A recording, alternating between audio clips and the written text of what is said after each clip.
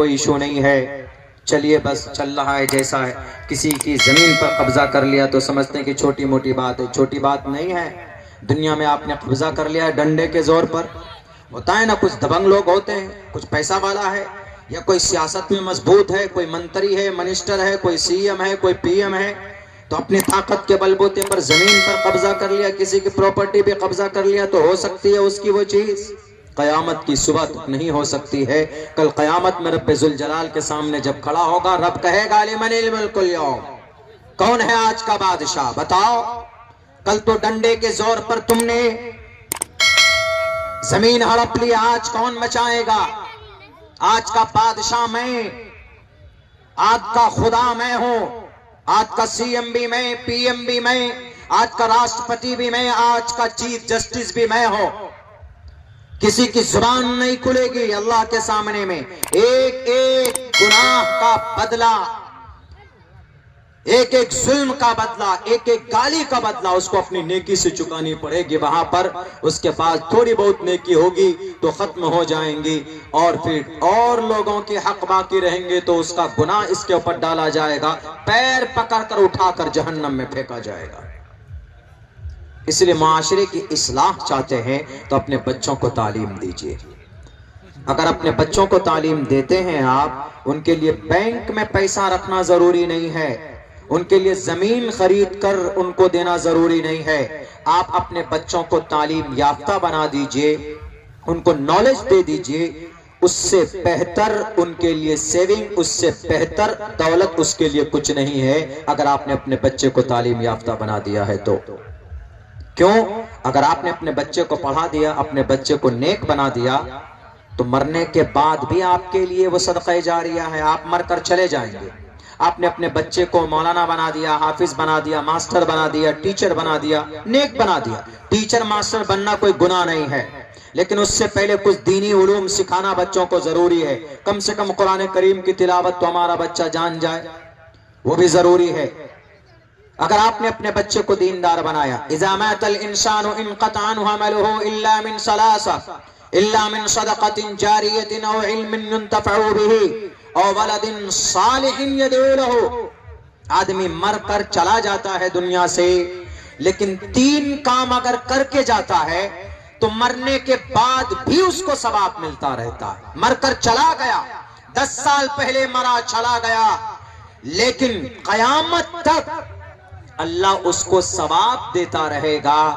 وہ تین کام میں سے ایک کام یہ ہے، او ولد صالح یدعو له، اگر نیک اولاد بنا کر کے گیا ہے تو. بیٹا ہے نیک بنا دیا، بیٹی ہے نیک بنا کر کے گیا، اس کو تہذیب سکھا کر کے گیا، اس کو حرام حلال کیا ہے بتا کر کے گیا.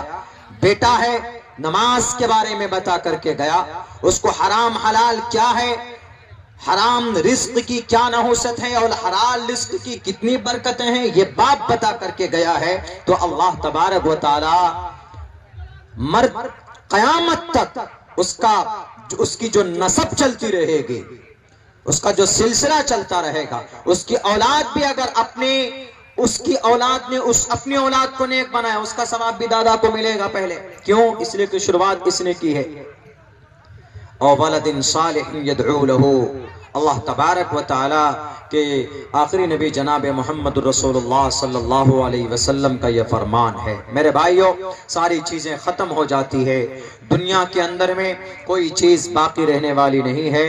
سب لوگوں کو جانا ہے، لیکن ایسے کام کر کے جائیے، اپنے بچوں کو تعلیم دے کر جائیے، اپنے بچوں کو ایجوکیشن دے کر کے جائیے گا تو انشاءاللہ تبارک و تعالی دنیا کے اندر آپ کا بچہ کبھی بھوکا نہیں مرے گا، دنیا کے اندر آپ کا بچہ کبھی بے وقوف نہیں بنے گا. آج تو بے وقوف بنا دیتے ہیں ہمیں لوگ، ہم پڑھے لکھے نہیں ہوتے ہیں تو ہمارا حق لوٹا جاتا ہے، ہم پڑھے لکھے نہیں ہوتے ہیں تو ہم جائز اور ناجائز میں فرق نہیں پیدا کر پاتے. اسی لیے کہا ہے، ایک بہت بڑا پنڈت ہے جن کا نام پنڈت دیانند سرسوتی جی ہے، وہ اپنی کتاب ستیار پرکاش میں لکھتا ہے، ماترمان پترمان چاریاوان پرشو ویدہ پرشستا دھارمکی ودیتی یس سماسمکمہ. اس کی پوری تفصیل کے لیے وقت چاہیے، لیکن میں اتنا کہوں گا، وہ بھی کہتا ہے کہ بھئی ٹیچر، ماں کی محنت، باپ کی محنت، ٹیچر کی محنت، ان تینوں کو محنت کرنا چاہیے۔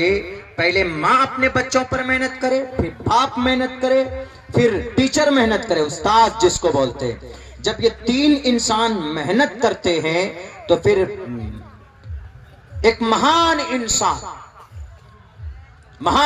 ماترمان پترمان چاریامان پرشو ویدا، تو ایک پرش بڑا جانکار پیدا ہو جاتا ہے۔ آج مثال کے طور پر میں ہوں آپ کے سامنے میں، آج جو میں بول پا رہا ہوں، اس میں کن کی محنت ہے؟ میرے والدین کی محنت ہے، میرے استاذ کی محنت ہے، ماں کی محنت ہے، ابا کی محنت ہے، اور میرے اساتذہ کی محنت ہے۔ جتنے بھی اساتذہ ہیں سب نے محنت کی، کسی نے حافظ بنایا، کسی نے قاری بنایا، کسی نے مولانا کے بننے میں مدد کی، بتایا۔ ایسی کوئی ٹپک کر نہیں آتا۔ آپ میں سے بھی کوئی ماسٹر بنتا ہے تو اس کی ماں کی محنت ہوتی ہے، اس کے ابا کی محنت ہوتی ہے، اس کے بعد اس کے ٹیچر کی محنت ہوتی ہے۔ تو اس سے یہ پتا چلتا ہے کہ بھئی انسان کو مہان بننے میں، انسان کو بڑا بننے کے لیے تعلیم ضروری ہے، ایجوکیشن ضروری ہے۔ اگر آپ کے پاس تعلیم نہیں ہے تو کوئی بھی آپ کو بے وقوف بنا دے گا۔